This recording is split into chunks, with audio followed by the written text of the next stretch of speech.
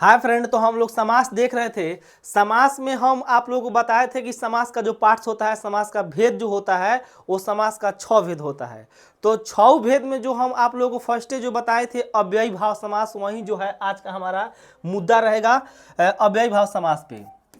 आज हम लोग बात करेंगे अव्ययी भाव समास। अव्ययी अव्ययी भाव अव्ययी भाव समास।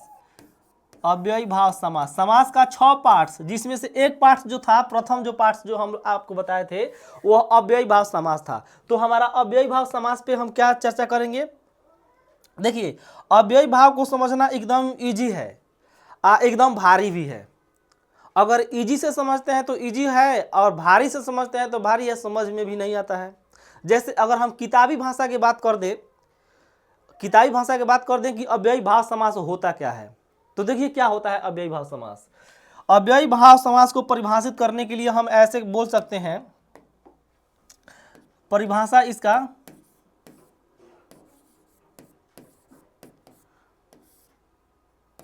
परिभाषा जो है हम ऐसे दे सकते हैं, जिस शब्द का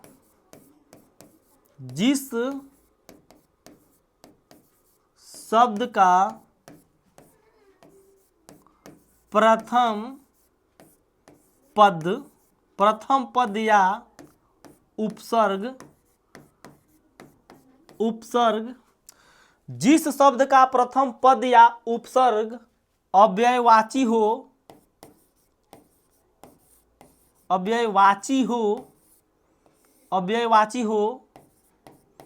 उसे अव्ययी भाव समास कहते हैं। अव्ययी भाव समास कहते हैं।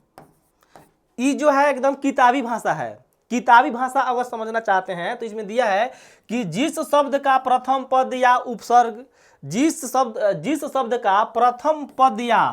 उपसर्ग अव्ययवाची हो उसे अव्ययी भाव समास कहते हैं। जैसे इसमें दिया है कि जिस शब्द का प्रथम पद, मान लीजिए कोई शब्द है, यहाँ पे हम कोई शब्द ले रहे हैं अपने से। मान लीजिए कि यहाँ पे कोई शब्द है, जैसे यहाँ पे हम लिख रहे हैं कमल।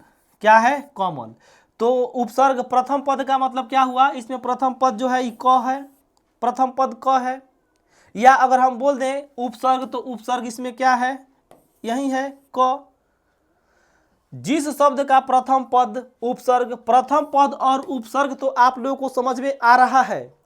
क्या आप लोगों को अव्ययवाची आ रहा है समझ में, कि अव्ययवाची का मतलब क्या होता है? आ रहा है समझ में? नहीं आएगा। क्यों नहीं आएगा? क्योंकि इस जो शब्दार्थ है, शब्दार्थ आप नहीं समझ पाते हैं, आप लोग को उतना नॉलेज नहीं है। तो हम क्या करेंगे, हम इसको बारीकी से समझेंगे, किताबी भाषा नहीं समझेंगे। हम वैसे समझेंगे जो क्वेश्चन हमसे करे ऑब्जेक्टिव हो। अगर कोई क्वेश्चन हमसे करता है ऑब्जेक्टिव में, तो हम उसको क्या करें, क्लियरली बता दें कि ये कौन सा समास है। हम लोगों को समझना मेन मुद्दा है, मेन मुद्दा है। तो हम मेन मुद्दा पे बात करेंगे। ये जो है किताबी भाषा है, जिस शब्द का प्रथम पद या उपसर्ग अव्ययवाची हो उसे अव्ययी भाव समास कहते हैं। तो हम इसको ऐसे नहीं बताएंगे, किताबी भाषा हम लोग नहीं पढ़ेंगे। इसमें दो बिंदु आप लोग को याद करना पड़ेगा। इसमें 2 बिंदु आप लोग याद कीजिए। अगर अव्ययी भाव समास से एक भी क्वेश्चन बहकता है तो आके हमसे पूछिए कि आप क्या बताए हैं। कोई भी एग्जाम में बैठिए, अव्ययी भाव समास से अगर क्वेश्चन अगर नहीं लड़ता है तब पूछिए हमसे। अव्ययी भाव समास में जो मेन है ना, उसमें 10-12 को जो शब्द है वहीं पूछा जाता है, भारी शब्द कहीं से नहीं आता है। बिहार बोर्ड में ले लें अगर हम, तो इसमें 10-12 को क्वेश्चन है जो अव्ययी भाव समास से आता है। वो कौन कौन सा है देखिए, उसको समझते हैं। बिंदु हम बोले थे कि आप लोग को 2 बिंदु पे बात करना चाहिए।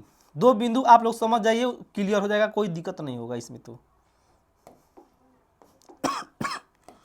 सॉरी, बिंदु नंबर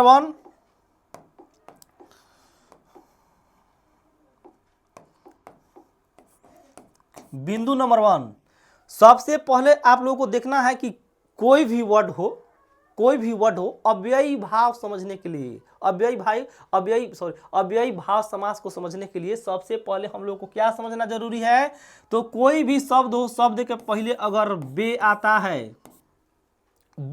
है या प्रति आता है या यथा आता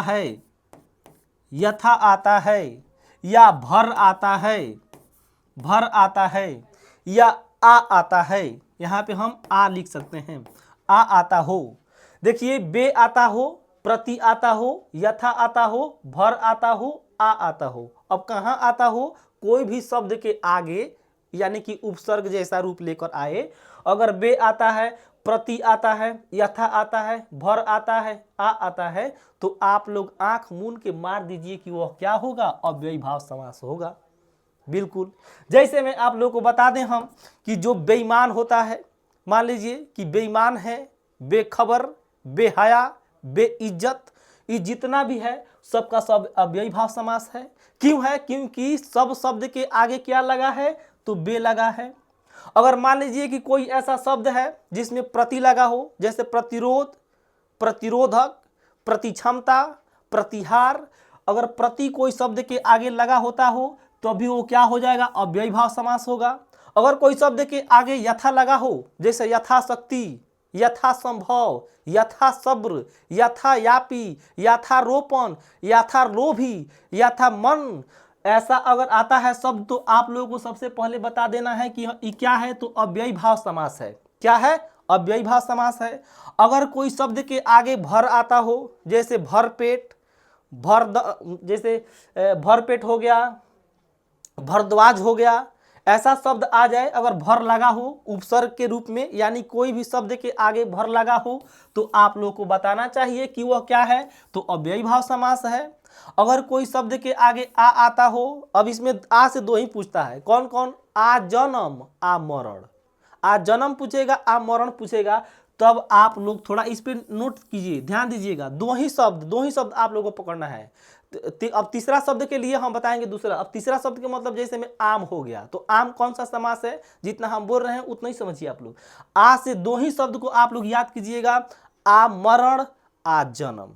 आ मरण, आ जन्म रहेगा, आ से आता है वो अपवाद में आएगा। आज अब क्यों आएगा हम बताएंगे आप लोगों को। आ जन्म, आ मरण, यह दो चीज आप लोग याद कर लीजिए। अगर आ मरण आ जाए, आ जन्म आ जाए, तो आप लोग मार दीजिएगा क्या, अव्ययी भाव समास।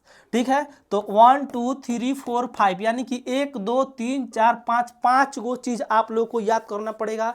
बिल्कुल अगर याद कर लेते हैं तो अव्ययी भाव समास से क्वेश्चन नहीं बहकेगा, एकदम वादा है। अब देखिए, अब इसमें कुछ और बात आप लोग देख लीजिए। पॉइंट नंबर हम 1 दिए थे, बोले थे ना कि 2 बिंदु में आप लोग पढ़ लीजिए, अव्ययी भाव समास एकदम क्लियर होने वाला है।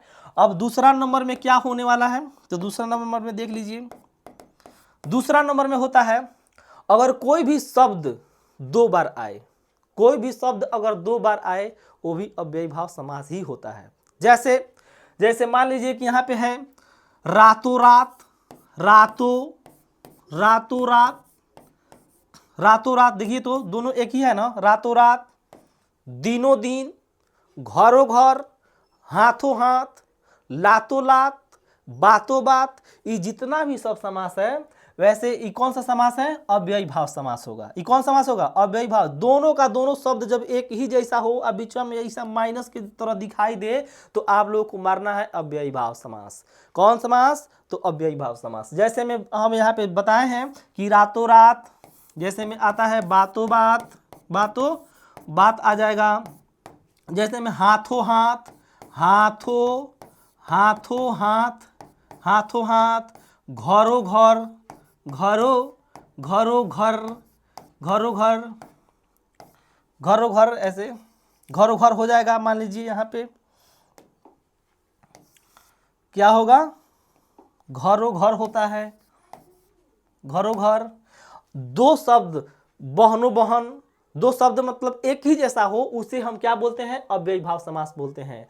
आप लोग 2 पॉइंट याद रखिए, एक ई वाला और एक ई वाला, ये दोनों याद हो जाता है तो आप लोग को देखिए अव्ययी भाव समास से क्वेश्चन नहीं बहकेगा। ठीक है, तो आप लोग इसको कीजिए। अब हम बताएंगे द्विगु समास। अब द्विगु समास को कैसे पहचाना जाता है, आइए देखते हैं।